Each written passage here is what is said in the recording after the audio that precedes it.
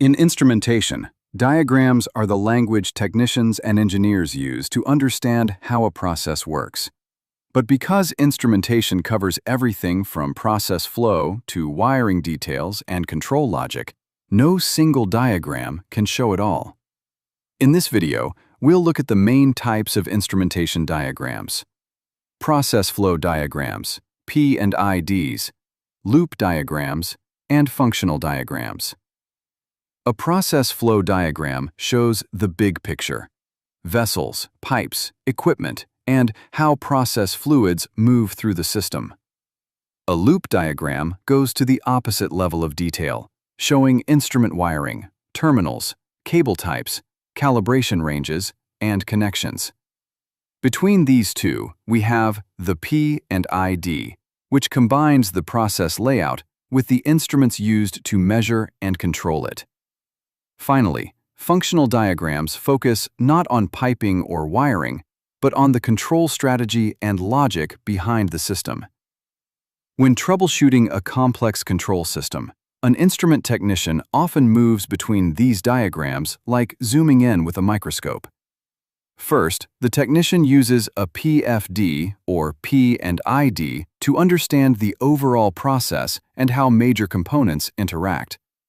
Then, after identifying the specific instrument loop, they move to the loop diagram to see the wiring details, connection points, expected signals, and where to connect test equipment. Another way to think about this is like using maps. A globe gives the big picture, an atlas shows more regional detail, and a city map helps you find a specific street or address. In the same way, each instrumentation diagram has its own purpose and level of detail.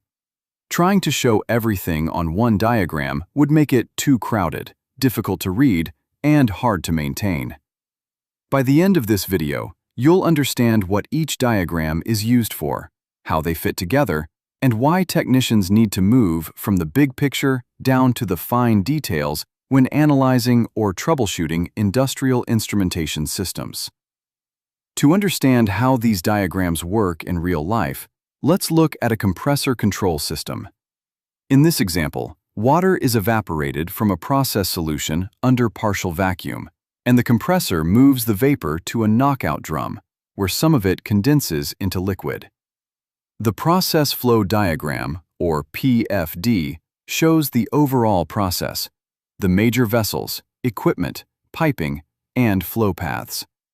It gives us the big picture, but it does not show detailed instrument signal lines, wiring, or control logic. From the PFD, we may guess that certain instruments are connected, such as a level transmitter controlling a level valve, but we cannot see the full control strategy. The next level is the P&ID. Here, we zoom in on the compressor and begin to see the instruments involved in its control. The P&ID shows transmitters, controllers, control valves, and loop numbers. Instruments with the same loop number belong to the same control system. It also uses different instrument bubble symbols to show instrument location and function. However, the P&ID still does not show details such as wire numbers, cable types, terminal blocks, calibration ranges, power sources, or failure modes. For those details, we use the loop diagram, also called a loop sheet. In the compressor surge control loop, the loop diagram shows every individual device, including transmitters, controllers, transducers, valves, wires, terminals, cable numbers, wire colors, junction boxes, panels, and grounding points. This is the most detailed diagram for the control system as a whole, and it is extremely useful for troubleshooting, calibration, maintenance, and upgrades. Loop diagrams also show important information such as input and output calibration for each instrument. This helps technicians test whether an instrument is responding correctly. For example, a flow transmitter with a range of 0 to 100 inches of water column should output 4 milliamperes at 0 inches, 12 milliamperes at 50 inches, and 20 milliamperes at 100 inches. By comparing input and output, technicians can identify which device in the loop is working correctly and which one may be causing the problem. Another key detail shown on loop diagrams is instrument action. A direct acting instrument increases its output as the input increases, while a reverse acting instrument decreases its output as the input increases. In the compressor example, the differential pressure transmitter is intentionally reverse acting so that if the signal wire fails, the controller interprets the failure as a dangerous high-pressure condition and opens the anti-surge valve. This brings the system to a safer condition. Finally, functional diagrams serve a different purpose. Instead of showing piping, wiring, or physical instrument connections, they show the control strategy and flow of information. These diagrams are especially common in power generation.